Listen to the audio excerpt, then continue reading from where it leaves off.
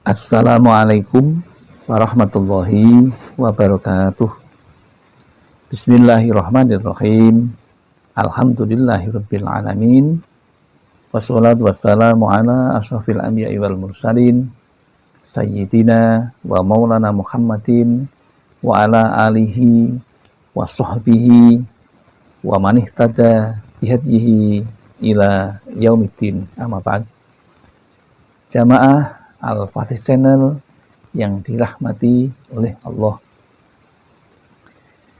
Pertama, mari kita bersama untuk selalu bersyukur kepada Allah atas limpahan rahmat dan nikmatnya yang tiada pernah berhenti, kapanpun, dimanapun, selalu diberikan kepada kita.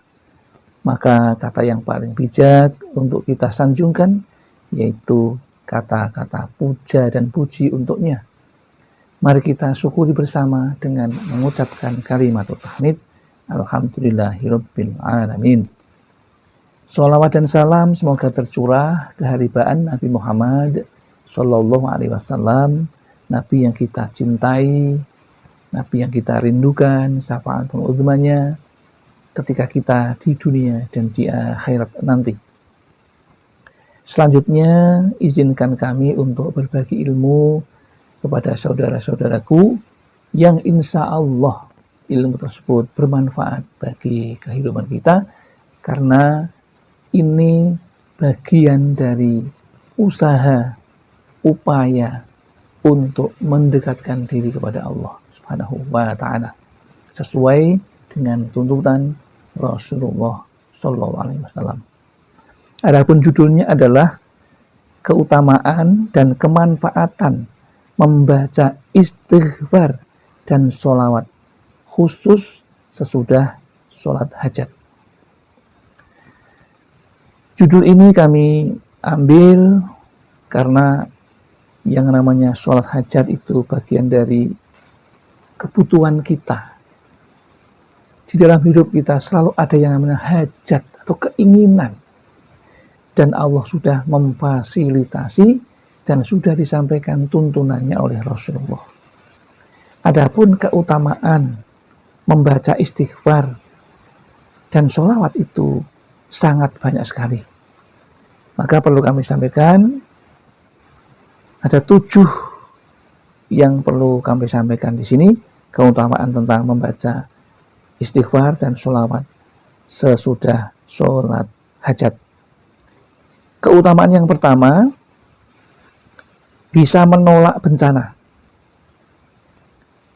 Seperti yang disampaikan oleh Allah, difirmankan oleh Allah di dalam Al-Quran surat Al-Anfal ayat 33. Dan tidaklah pula Allah akan mengazab mereka sedang mereka meminta ampun. Yang kedua, keutamaan yang kedua adalah menyebabkan turunnya rahmat Allah Subhanahu wa ta'ala. Ini rahmat Allah akan turun jika kita membaca istighfar dan sholawat. Seperti disampaikan oleh Allah sendiri di dalam Al-Quran surat An-Naml ayat 46, yang artinya hendaklah kamu meminta ampun kepada Allah agar kamu mendapat rahmat. Luar biasa. Keutamaan dan kemanfaatan yang ketiga yaitu akan dimudahkan segala urusannya. Urusan kita yang banyak itu akan dimudahkan oleh Allah Subhanahu wa ta'ala. Seperti sabda Rasulullah Sallallahu Alaihi Wasallam, barang siapa membiasakan diri untuk beristighfar kepada Allah, Allah akan memberikan jalan keluar baginya dari setiap kesulitan, akan memberikan kebahagiaan dari setiap kesusahan, dan akan memberi rizki dari arah yang tidak disangka-sangka. Hadis riwayat Abu Daud dan Ibnu Majah.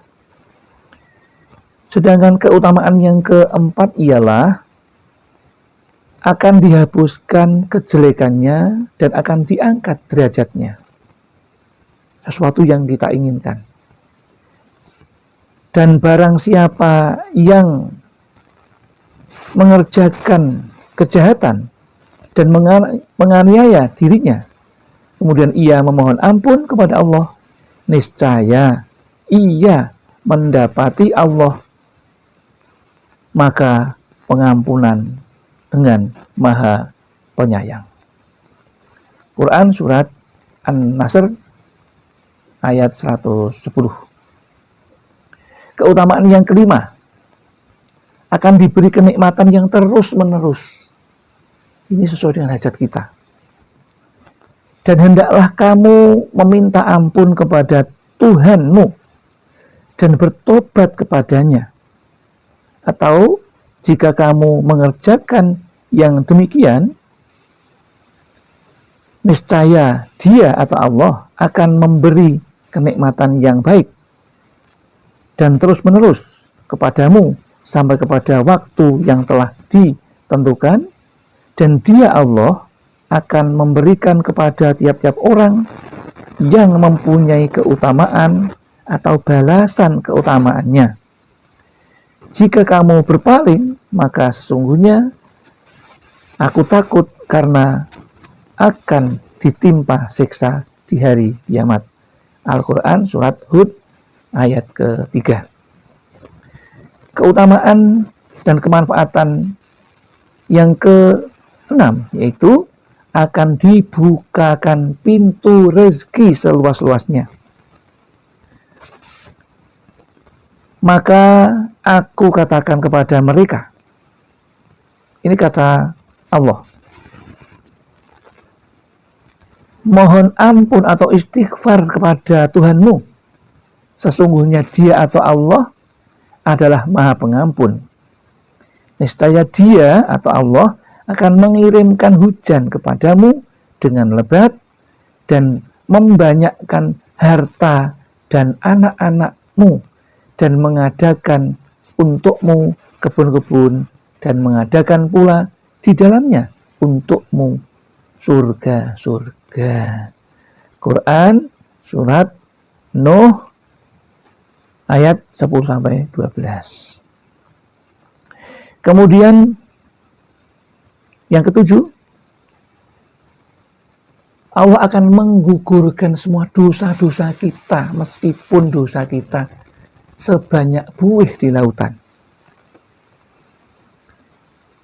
Demi Allah, aku sungguh beristighfar atau mohon ampun pada Allah dan bertobat padanya dalam sehari lebih dari 70 kali. Hadis riwayat Imam Bukhari. Itulah kemanfaatan dan keutamaan kita beristighfar kepada Allah yang luar biasa. Dan doanya orang yang beristighfar dan bersolawat tidak akan tertolak. Artinya akan pasti diterima oleh Allah Subhanahu wa Ta'ala.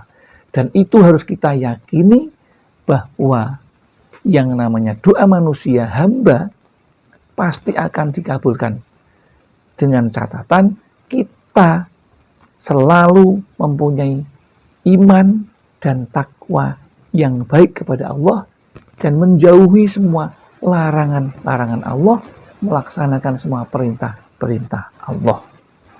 Dan berdoa tentu harus dengan ikhlas karena Allah. Tidak boleh menggerutu. Setelah itu kita serahkan semuanya kepada Allah dan kita menunggu apa yang akan diberikan oleh Allah, dan itu pasti yang terbaik menurut Allah. Lalu bagaimanakah istighfar yang dimaksud? Seperti apa bunyinya? Karena ini istighfar yang khusus untuk dibaca setelah selesai sholat hajat, yaitu bunyinya astaghfirullah rabbi min kulli dzambin wa atubu ilaih, yang artinya aku memohon ampunan kepada Allah dari dosa-dosa dan aku bertaubat kepadamu, atau Allah. Kemudian sholawatnya yang khusus seperti apa?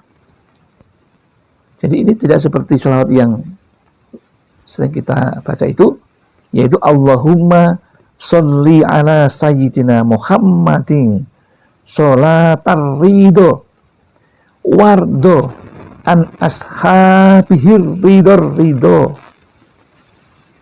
Memang agak susah. Kami ulang lagi. Allahumma sholli ala sayyidina Muhammadin sholatar ridho wardo an ashabihir ridho. Sekali lagi, Allahumma sholli ala sayyidina Muhammadin sholatar ridho wardo an ashabihir ridho. Yang artinya, ya Allah, beri karunia kesejahteraan atas junjungan kami Nabi Muhammad, kesejahteraan yang diridhoi, dan diridhoilah daripada sahabat-sahabat sekalian. Lalu bilangannya berapa? Yaitu dibaca 100 kali. Kemudian waktunya kapan? Waktunya untuk sholat hajat boleh kapan saja di saat waktu diperbolehkan untuk sholat. Tetapi yang paling terbaik mustajabnya yaitu dari pukul 00 atau 12 ke atas sampai dengan menjelang subuh. Itu yang terbaik. Yang utama yaitu sesudah sholat fardu. Dan memang banyak waktu-waktu mustajab yang bisa kita lakukan untuk melakukan sholat hajat ini. Jadi sholat hajat ini sholat khusus untuk meminta kepada Allah.